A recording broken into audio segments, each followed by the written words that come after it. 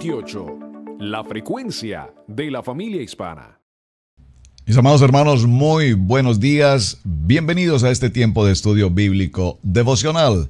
Su hermano Pastor Roberto Alfaro les saluda y les doy la mejor y cordial bienvenida. Nueva semana, nuevo comienzo, por supuesto, nueva porción de la Torá, nueva porción de la palabra aquí en el libro de Números a partir del capítulo 13, que es nuestro tiempo de semana, con el tema para este tiempo en el Parashá número 37 para este tiempo, el Parashá Shelah Leja. Shelah Leja, muy interesante esta expresión, Shelah Leja, que quiere decirnos la palabra envía tú.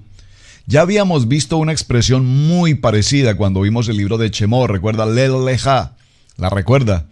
Vete, sal de tu casa, Leg Leja, vete de tu casa. Aquí la expresión es Shelah, envía tú. Muy importante ese texto y esa expresión. Vamos por favor al libro de Números, Bamidbar, capítulo 13, y vamos a ir desarrollando los textos que tenemos aquí presentes. Dice la palabra, y habló Yahweh a Moshe diciendo, presten mucha atención, envía tú. Observen, aquí está la expresión Shelah, ¿lo observan? Shelah Leja, envía tú hombres que reconozcan la tierra de Canaán, la cual yo doy a los hijos de Israel. De cada tribu de sus padres enviaréis un varón, cada uno príncipe entre ellos. Es decir, líderes, hombres de reconocimiento, hombres de testimonio, hombres de incidencia, hombres de visión, hombres de responsabilidad, hombres de compromiso. Dígalo conmigo, ese soy yo. Muy bien. Y Moshe los envió desde el desierto de Param, conforme a la palabra de Yahweh, y todos aquellos varones eran príncipes de los hijos de Israel. Estamos hablando entonces de las 12 tribus de Israel. Y a partir del capítulo 13, verso 4, nos menciona cada uno de quienes estuvieron allí presentes como espías. Hagámonos algunas preguntas al texto. Es muy interesante notar que la expresión envía tú, observen que en los textos que hemos leído durante los parashá anteriores, siempre vemos cómo al principio de cada capítulo, permítame tomar otro texto para mostrar el ejemplo que quiero representar. Habló Yahweh a Moisés diciendo, observen, siempre Dios, el Padre Eterno, Todopoderoso, le habla a Moshe y le da una indicación de algo que hay por hacer. Le dice, en el caso que estoy tomando como ejemplo, en el capítulo 8, habló Yahweh a Moshe diciendo, habla a Aarón y dile. Pero cuando llegamos al capítulo 13, este número 13, ese número 13 que es un número tan interesante y no vamos a entrar aquí en polémicas, ni mucho menos con respecto al número 13, pero particularmente en el capítulo 13 se van a suceder los acontecimientos más extraordinarios del pueblo de Israel. En el capítulo 13 se produce un cambio de vida. En el capítulo 13 se produce un cambio absoluto y radical en la vida de todo el pueblo de Israel. En el capítulo 13 se determina una situación en el que el Todopoderoso incluso llegó al momento de determinar, anular, aniquilar, destruir a este pueblo de Israel. ¡Wow! ¡Qué situación tan impresionante! En el capítulo 13 se determina que las generaciones que salieron de Egipto después de 20 años de edad, aquellas generaciones pasarían los demás años en el desierto y morirían allí porque estas generaciones no pasarían a la tierra prometida. ¡Wow! Todo esto pasó en el capítulo 13. Este capítulo 13 es muy importante. Me deleito realmente estudiando todo el texto de Números capítulo 13 y subsiguientes. Toda esta enseñanza, toda esta porción que estamos desarrollando de Shelah Leja es extraordinaria porque tiene no solamente historia, marca el contexto histórico de Israel, sino que por supuesto además nos va a hablar con una claridad nuestros corazones, porque tal cual como este pueblo de Israel hace tantos años, tal cual hoy en el siglo XXI, creo que estamos pasando por las mismas circunstancias. Veamos entonces algunos detalles. Envía tú es una responsabilidad que ahora el Padre Eterno le habla a Moisés y le dice: yo te hice una promesa, Moisés. Yo tengo una promesa para ti y para todo el pueblo de Israel, incluyendo ¿a quién? Incluyendo, por supuesto, a todos los extranjeros que habitan con ustedes. ¿Qué les prometí? Les he prometido una tierra de bendición, esta tierra de promesa, donde todo lo que ustedes vayan a poseer en ella será de consigo bendición para ustedes. Entonces nos surge, por supuesto, una pregunta interesante aquí en este punto. Si ya tenemos una promesa de bendición, si ya sabemos que Dios ha hablado con una voz audible a Israel, al pueblo, a las 12 tribus y a los extranjeros que habitan con ellos, y les ha prometido un Canaán, una tierra de bendición, repito, entonces, ¿qué necesidad tenemos de enviar un grupo de hombres a espiar, a explorar, a indagar si realmente esa tierra es una tierra de bendición? La primera circunstancia con la que nos vamos a encontrar en este punto es haciendo algunas preguntas sobre el tema. ¿Sería entonces acaso este un punto en el que Moisés y el pueblo de Israel dudaron en algún momento de la promesa de Dios? ¿Había una estrategia especial de parte de Moisés como líder, como el hombre profeta, ese hombre de integridad, de obediencia? Atención, lo vimos en el parashá anterior. Aquel hombre humilde.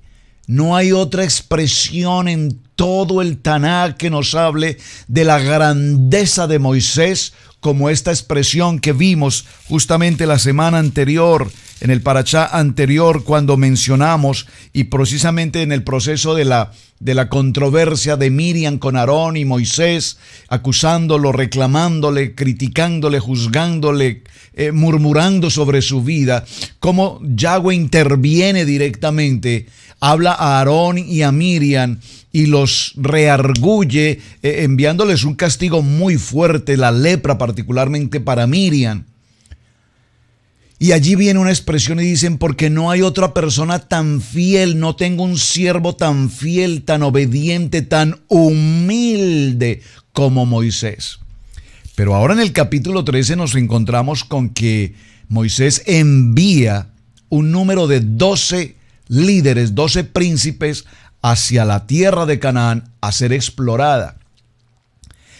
La respuesta a una pregunta interesante aquí la vamos a encontrar, si me acompaña por favor, al libro de Deuteronomio. Vamos a ir a dar respuesta a esta inquietud tan interesante.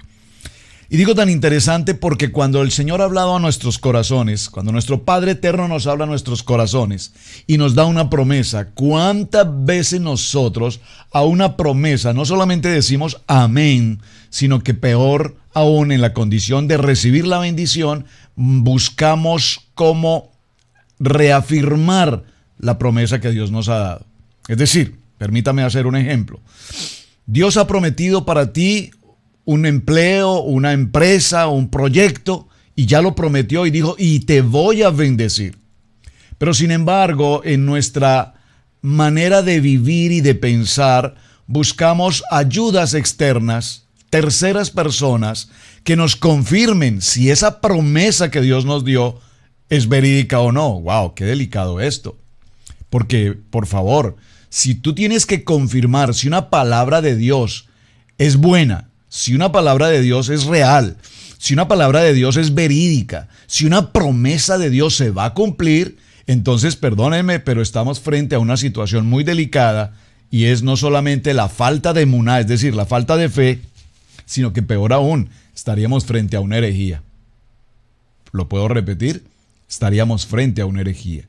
Si tú tienes una palabra de Dios en tu corazón, que la Biblia la respalda, no las profecías de los hombres que profetizan, tendrás carro, tendrás casa, tendrás beca, vas a tener 3 apartamentos, 2 fincas. No, yo no estoy hablando de profecías de hombres, porque esas puede ser que Dios la respalde. Yo no me estoy refiriendo a eso.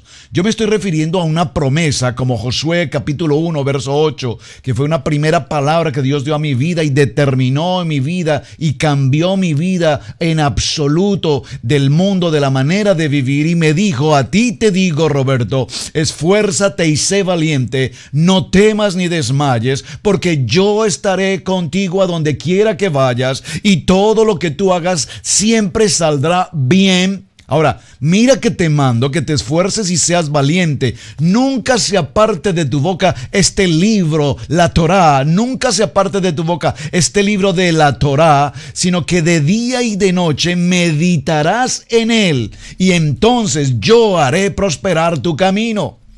Pero si a esta promesa que Dios dio a mi vida, yo tengo que buscar al apóstol, al profeta, al uno, al otro, al amigo, para que me confirmen si esa promesa es verídica, definitivamente estoy en una completa herejía. ¿Están entendiendo lo que quiero significar, verdad? Entonces, Números capítulo 13 nos está mostrando una escena muy parecida. Pero la pregunta, repito, para concentrarnos en el punto es: ¿acaso Moisés necesitó enviar un número de hombres para explorar aquella tierra?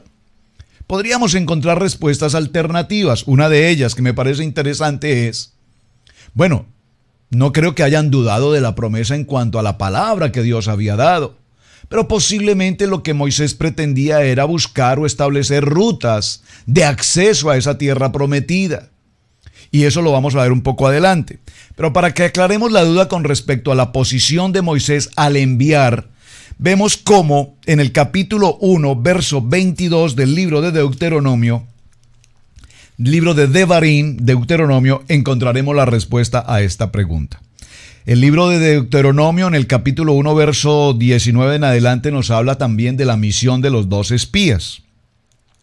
Y en el verso 22 dice: y vinisteis a mí todos vosotros y dijisteis: enviemos varones delante de nosotros que nos reconozcan la tierra y a su regreso nos traigan razón del camino por donde hemos de subir y de las ciudades a donde hemos de llegar.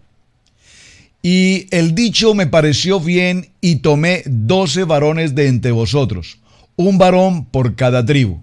Y se encaminaron y subieron al monte y llegaron hasta el valle de Escol, muy importante este valle de Escol, y reconocieron la tierra. Entonces veamos aquí una respuesta a Números capítulo 13.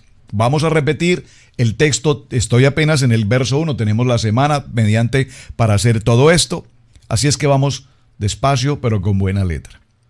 Y Yahweh habló a Moisés, Bamidbar capítulo 13, diciendo: envía tú. Aquí envía tú significa, observen que en los textos anteriores Dios le da una dirección clara, precisa a Moshe de lo que debe hacer. Aquí no. Aquí simplemente le dice: mira, Moisés, yo les di una promesa, tengo preparadas para ustedes la promesa que les di a sus padres, que prometí se las voy a entregar, es de ustedes. Pero si tú decides, Moisés, si tú decides enviar los espías, ¿qué le dice entonces? Envía tú. Envía tú. Es tu responsabilidad. No tengo inconveniente al respecto. Yo ya les di mi promesa, ya les di mi palabra, pero envía tú a los hombres que hagan la tarea de espiar la tierra. Y Moisés, para que salvemos de la duda la posición de Moisés como el líder, entonces Deuteronomio capítulo 1, verso 22 nos dice que el pueblo Israel le pidió a Moisés que enviara a estos espías ¿Para qué? ¿Qué nos dice la palabra? Y muy importante la labor. Le dice en el capítulo 1, verso 22, aquí está la respuesta, que el pueblo fue quien pidió precisamente estos espías. Verso 22, nuevamente. Vinisteis a mí todos vosotros. ¿Quiénes son todos vosotros? Todo el pueblo de Israel. Entonces ahora entendemos. Moisés no tomó una decisión porque dudara de una promesa de Dios.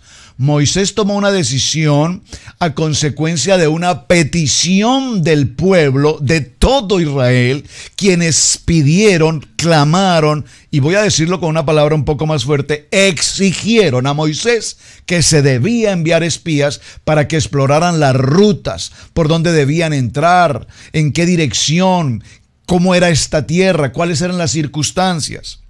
Bueno, muy bien, entonces ahora entendemos la primera porción de Deuteronomio, de Números, de Bamidbar, capítulo 3.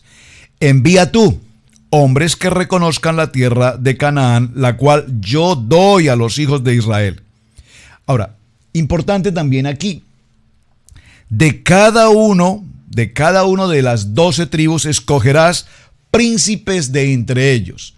Muy importante esta expresión en este punto, ¿por qué?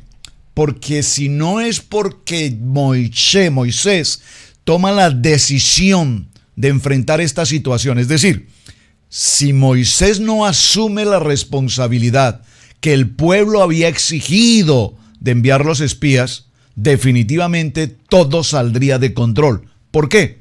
Porque el pueblo, por encima de la autoridad jerárquica, espiritual de Moisés, por encima de esta decisión, sin lugar a dudas, el pueblo también hubiese tomado la decisión de enviar a los espías. ¿Me están entendiendo? ¿Me están entendiendo esto tan importante? Lo voy a repetir. Moisés escucha del pueblo que clama comillas, exige enviar espías. Moisés no tiene ninguna duda que ya Dios confirmó la tierra, la bendición, todo lo que estaba preparado. Moisés tenía claro, absolutamente claro en su corazón de dónde Dios había sacado a este pueblo, de una condición de esclavitud, de opresión. Moisés sabía que en este recorrido que apenas llevaban, después de llegar a Sinaí, recibir la Torá, ver los milagros, ver todo lo que estaba sucediendo en favor del pueblo, les había enviado el maná, les había enviado las codornices, les hacía brotar agua, tenían provisión, alimento 100% celestial, maná al desayuno, maná al almuerzo, maná a la cena. Provisión, no tenían enfermedad, no tenían cansancio físico, todo era una bendición. La nube los protegía durante el día, durante la noche la columna de fuego los abrigaba. Ahora está el tabernáculo, tienen la presencia, la Shekinah de Dios. Dios les habla con una voz audible. Dice en Éxodo 20 que todo Israel y los extranjeros que estaban con él escucharon audiblemente estas palabras de Yahweh. Es maravilloso todo lo que está pasando. Se comete el primer gravísimo error, digo gravísimo en el sentido del pecado. Se comete el primer gran error de Israel. ¿Cuál es? El becerro de oro, que ya estudiamos en los mensajes anteriores. Y aún con la condición del becerro de oro, es decir, un pecado de idolatría, de rebelión, de desobediencia a Dios, e incurren en la idolatría del becerro de oro. Recuerden que hubo tanta situación tan fuerte que el Padre Eterno estuvo a punto de extinguir totalmente a Israel. Sin embargo, ahí está ¿quién? Moisés. Ahí está Moshe frente al Padre Eterno pidiendo misericordia por su pueblo, y sin embargo, pese a toda esta historia, se hace justicia, y en esta justicia 3,000 mueren por la acción de desobediencia, dígalo conmigo, desobediencia e idolatría. En medio de todo también de su rebeldía, es decir, de querer hacer lo que a ellos les parece que tenemos que hacer. ¿Cuántos hemos pasado por esta experiencia? Hoy, estoy hablando para hoy, de querer hacer las cosas como a nosotros nos parece, como yo creo que se tienen que hacer, porque a mí nadie me tiene que decir, pastor, usted no tiene que decirme qué es lo que yo tengo que hacer. Pastor, usted no tiene que decirme cómo me debo vestir, ni qué debo comer, ni qué debo hacer, porque yo hago las cosas como a mí me parecen. Idolatría, becerro de oro, desobediencia, por no decir demás, arrogancia y demás. Ahora nos encontramos en el capítulo 13. Y en el capítulo 13 nos encontramos a un pueblo que ha sido grandemente bendecido, que parece ser que a todo este pueblo se les olvida cuánto Dios ha hecho por ellos, pero mayor aún, se les olvida de dónde Dios, poderoso Padre eterno, de dónde Hashem lo sacó. Nunca olvides de dónde el Padre eterno te rescató. Te rescató de tu vana manera de vivir. Te rescató de tu egoísmo, vanidad, pleitos, contiendas, borracheras, fornicaciones, adulterio y pecado e inmundicia. ¿De dónde Dios te sacó? Ya Dios dio una promesa. Y podríamos mirar algunos de los textos bíblicos, por supuesto, para que redondemos un poco la historia. Génesis capítulo 13, verso 15. Génesis capítulo 17, verso 8, Génesis capítulo 28, verso 13, Éxodo capítulo 6, verso 8, libro de Levítico capítulo 13, verso 34, capítulo 19, verso 33, capítulo 25, verso 2, entre otros, todos los hemos estudiado ya. Estoy solamente recordando textos que ya hemos visto en los mensajes anteriores. Y en estos textos, ¿qué dice la palabra? En estos textos la palabra dice, yo les entregaré una tierra de bendición. Hay una promesa y es lo que el Señor nos está recordando aquí. Por lo tanto, no olvides de dónde Dios te rescató. Entonces Moisés envió desde el desierto de Parán, conforme a la palabra de Yahweh, a todos aquellos varones que eran príncipes de Israel. Y observen, tenían que elegirse hombres de testimonio, hombres de autoridad, hombres de reconocimiento, hombres de fe, hombres de testimonio. Porque de lo contrario, si Moisés no toma control sobre esta situación, el pueblo hubiese enviado a cualesquiera a hacer una misión imposible.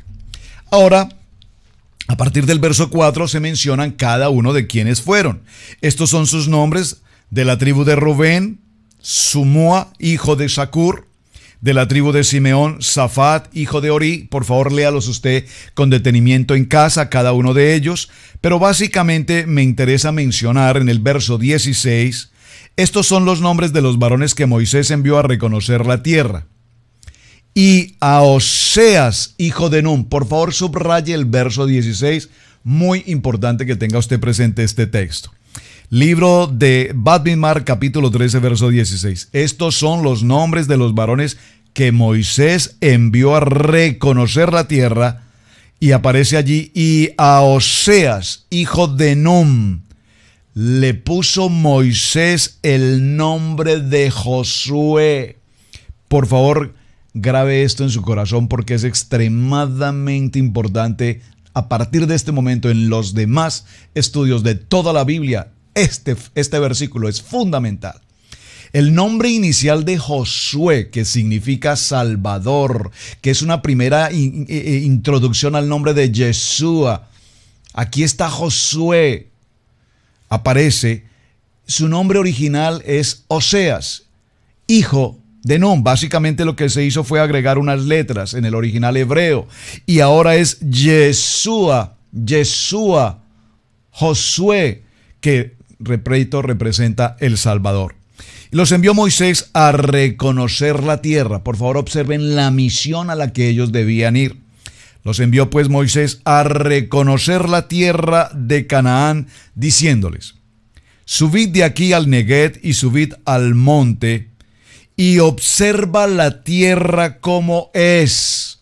Observa la tierra como es. Por favor, subraye: observa la tierra como es.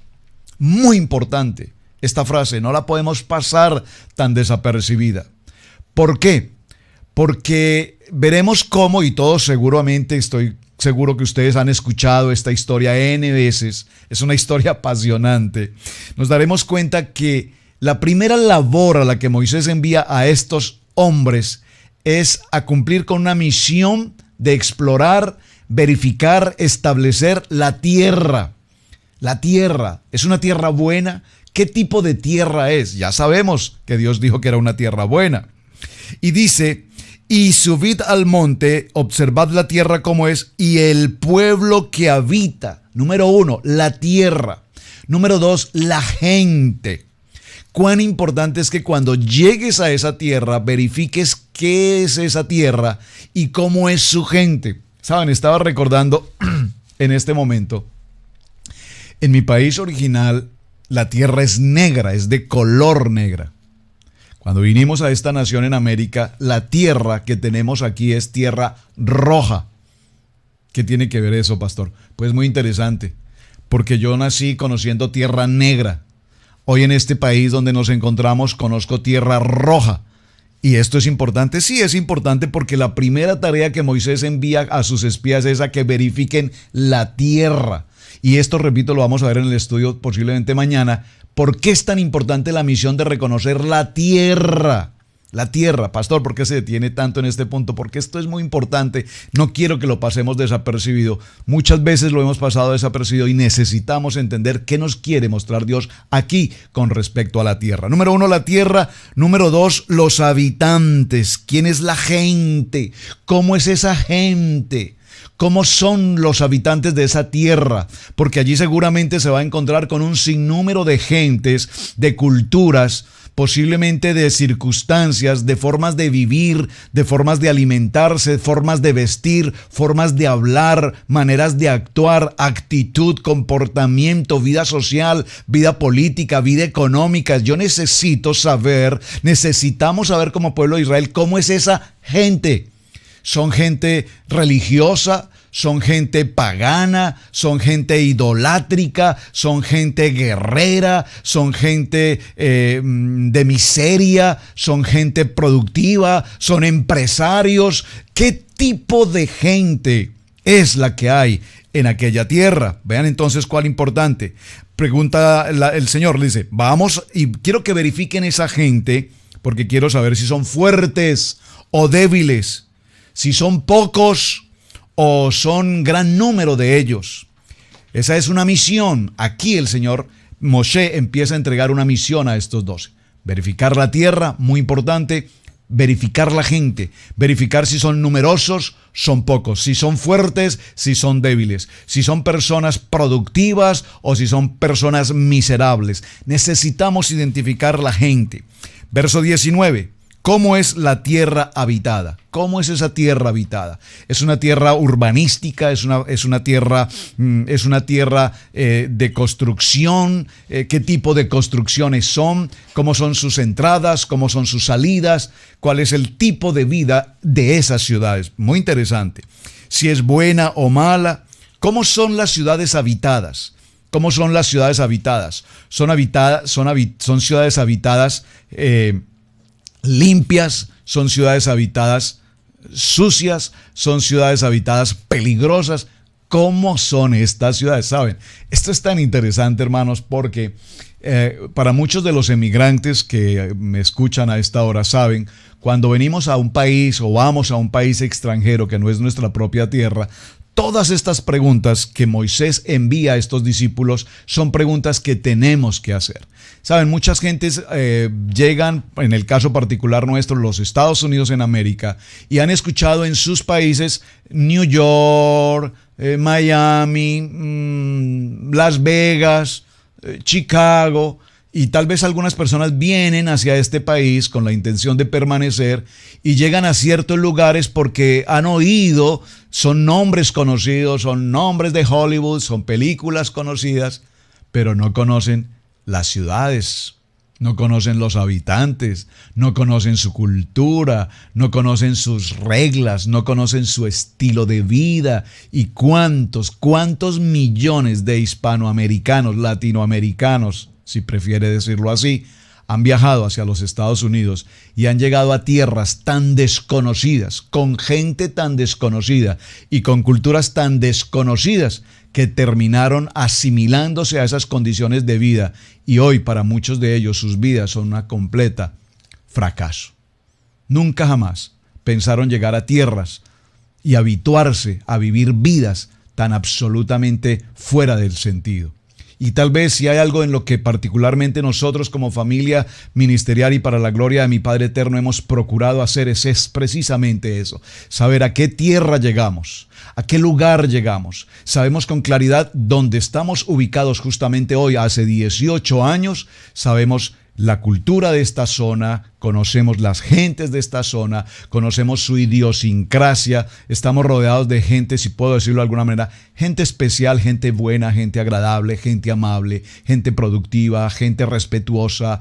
Esto es muy importante. O sea, esta tarea que estamos viendo con los espías y la misión con las cuales particularmente Moisés los envía, eran misiones muy, pero muy importantes que quiero que tengas presente hoy en tu vida, para que te preguntes, ¿estoy en el lugar correcto? ¿Estoy en el lugar equivocado? ¿Dónde te encuentras hoy?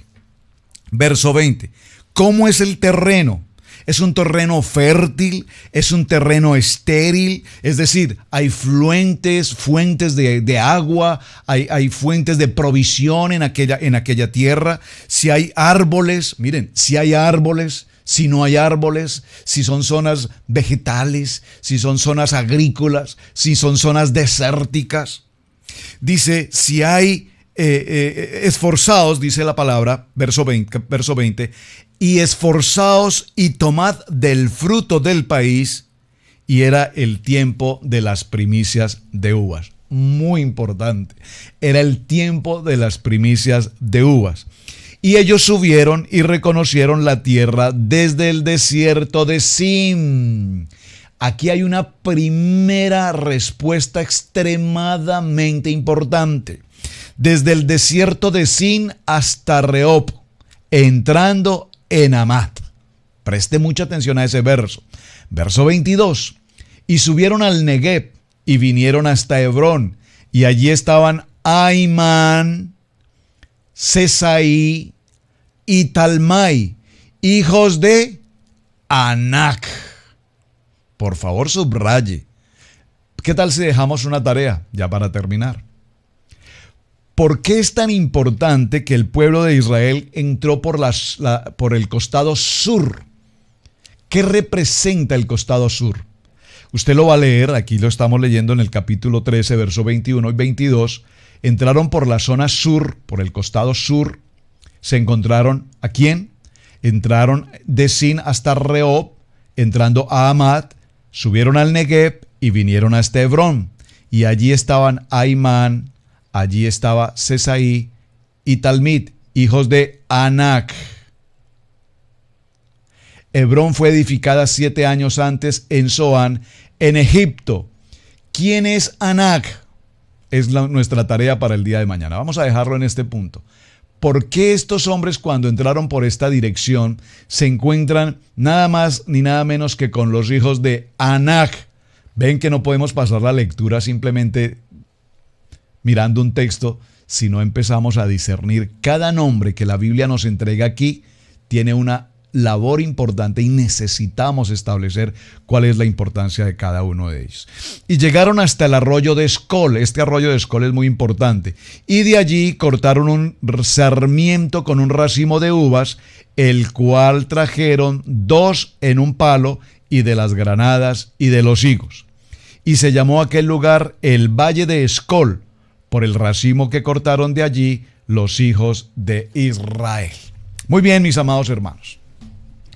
Este es nuestro primer día de introducción a este parashá maravilloso, Shelah Leja, que significa envía tú. Moshe, es tu responsabilidad. Yo les di una promesa al pueblo de Israel, a tus padres, Abraham, Isaac y Jacob, les di una promesa. ¿Tú quieres enviar tus espías? Envía tú, es tu responsabilidad. Es tu responsabilidad porque Dios ya sabía con absoluta claridad lo que iba a pasar, que nosotros también ya lo sabemos porque escrito está, Pero observen cómo Dios le advierte: Moisés, si lo quieres hacer, yo respeto tu decisión. Es tu responsabilidad. Envía tú. Bien, mis amados hermanos, muchísimas gracias por acompañarnos. Su hermano Pastor Roberto Alfaro les saluda. Gracias por compartir el mensaje, gracias por sus mensajes, por sus comentarios, y espero que disfruten de esta semana con esta enseñanza apasionante, la misión, la importancia, la relevancia y la experiencia para nuestras vidas a través de estos espías. Shalom, bendiciones, muy buen día.